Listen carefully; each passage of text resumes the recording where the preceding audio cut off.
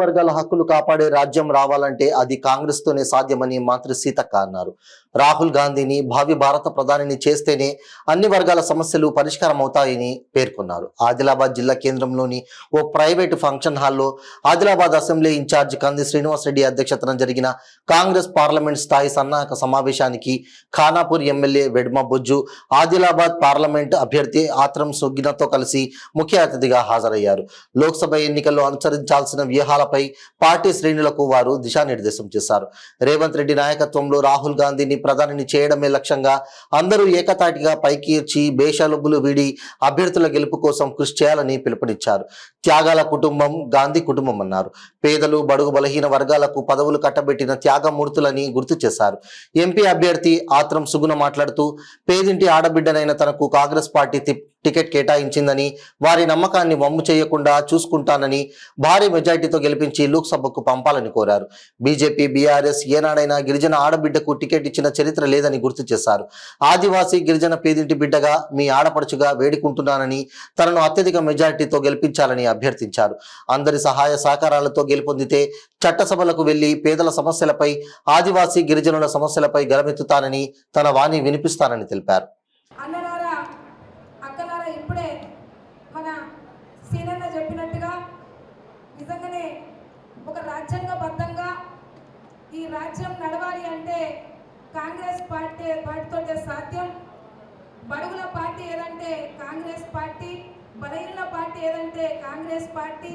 ఈ భారతదేశము, ఈ రాష్ట్రము అభివృద్ధి జరగాలంటే కాంగ్రెస్ పార్టీతోటే. కాబట్టి అందుకే అన్నలారా అక్కలారా మీకు ఒకటే చెప్పేది, దయచేసి నన్ను ఆదిలాబాద్ పార్లమెంట్ నుంచి ఒక ప్రశ్నించే గొంతుకగా నన్ను ఢిల్లీకి పంపిస్తే, ఢిల్లీలో రాహుల్ గారిని ప్రధానమంత్రి మనం చేసుకుంటే, మళ్ళీ అక్కడి నుంచి నేను కొట్లాడి, ఆదిలాబాద్ జిల్లా అంటేనే వెనుకబడినటువంటి జిల్లా, ఈ జిల్లాలో నిధులు కావాలి, నియామకాలు కావాలి, మా ప్రాంతం అంతా అభివృద్ధి కావాలి అన్నా మాకు నిధులు ఇవ్వు అనేసి నేను అడిగి మరి తీసుకొచ్చి ఈ ప్రాంతాన్ని అభివృద్ధి చేయడానికి వీళ్ళందరితో కలిసికట్టుగా వీళ్ళందరి సలహాలు సూచనలు తీసుకుంటూ, మీ అందరి సలహాలు సూచనలు తీసుకుంటూ, ఈ ప్రాంత అభివృద్ధి కొరకు మీ మధ్యలో ఉంటూ, మీ సలహాలు తీసుకుంటూ మీతో పనిచేయడానికి నేను వచ్చాను.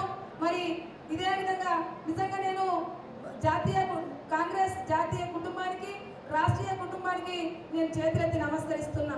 ఈ రోజు ఎలాంటి డబ్బు లేని వ్యక్తికి, పేదవాడికి, బీదవాడికి కాంగ్రెస్ పార్టీకి ఇచ్చానంటే మీరు ఒకసారి ఆలోచన చేయండి. అంటే కష్టపడే వాడికి కాంగ్రెస్ పార్టీ గుర్తింపు వస్తుందని ఏకైక ఎగ్జాంపుల్ నేను తప్ప ఇంకెవరు కూడా కాదు.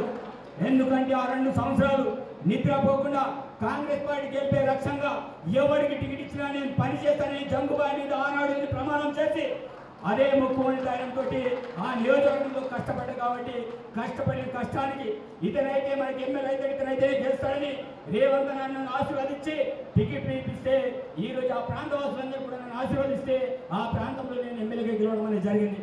కాబట్టి ఇది కష్టానికి ఒక గుర్తింపులే.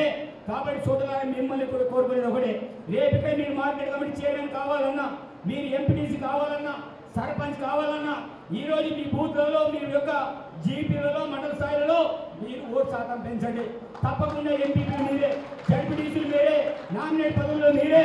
కానీ నేను సీనియర్, నాకంటే జూనియర్, నిన్న కాదు మొన్న వచ్చాడు, సీనియర్ జూనియర్ జాంతానై తప్పకుండా పని చేసినోడే కాంగ్రెస్ పార్టీకి అవసరం. ఎందుకంటే అట్లాంటి అదే సీనియర్ని చూసుకుంటే ఈరోజు విడమపోయిన వాడు ఎమ్మెల్యే అయ్యేవాడు కాడు. నేను అందరికంటే జూనియర్, నాకంటే సీనియర్కి ఒక టికెట్ ఇవ్వాలి. కానీ అలా చేయలేదు. కష్టపడే వాళ్ళని గుర్తిస్తాం. అదేవిధంగా సీనియర్ నాయకులైనా సరే మిమ్మల్ని ఏదో విస్మరిస్తున్నారని కాదు. ఈరోజు మీ యొక్క ఆశీర్వాదం, మీ యొక్క ఇన్ని సంవత్సరాలు కష్టపడిన కష్టం, ఈరోజు మీ అందరి ఆశీర్వాదంతో ప్రభుత్వం ఏర్పడింది. మీ అందరినీ గుర్తించే బాధ్యత మాదే. ఈరోజు సీతక్క కావచ్చు, ఈ ప్రాంతంలో మేమున్నాం కావచ్చు, ఇన్ఛార్జ్ కావచ్చు, డీసీలు కావచ్చు, మాదే బాధ్యత. కాబట్టి పదవుల కోసం పాకులాడే అవసరం మనకు లేదు. ఈరోజు పదవులన్నీ కూడా మన ఇంటి దగ్గర కావాలి, ఆ పదవులను కూడా మనకేటట్టు మనం చేయాలంటే కాంగ్రెస్ పార్టీ గెలుపు కోసం మీరందరూ కూడా కృషి చేయాలి. ఈరోజు పేరెంట్ బిడ్డ, ఈరోజు ఆత్రం సుగ్న, ఈరోజు కాంగ్రెస్ పార్టీ టికెట్ ఇచ్చింది, ఆమెను గుర్తించింది. ఆమె దగ్గర కూడా నాలాగానే డబ్బు లేవు, ఆమె కూడా టీచరే. ఈ రోజు ప్రశ్నించే గొంతుగా ఆనాడు అనేక ఉద్యమాలు కేవలం ఆదివాసుల కోసమే కాదు, ఈ రోజు పరుగు బలహీన వర్గాల కోసం అనేక సందర్భాలు ఈ ప్రాంత సమస్యల కోసం గొంతెత్తింది. వాళ్ళ భర్త కూడా కేవలం ఉమ్మడి ఆదిలాబాద్ జిల్లాలో కాదు, రాష్ట్ర వ్యాప్తంగా తిరిగి ఎక్కడ ఏం అన్యాయం జరిగినా వాళ్ళ కోసం గొంతెత్తిన వ్యక్తి వాళ్ళ హస్బెండ్ ఈరోజు ఆత్మ భుజంగరావు గారు. కాబట్టి వాళ్ళ కుటుంబం ఏదో ఇంటికాడ ఉండి పడుకొని ఏదో బట్టిగానే వాళ్ళకి ఆమెకి ఏదో డబ్బులు ఇచ్చేసి ఏదో టికెట్లు తీసుకునే పరిస్థితి లేదు. కాంగ్రెస్ పార్టీ ఎవరు డబ్బులు కమ్ముడిపోయే పార్టీ కాదు.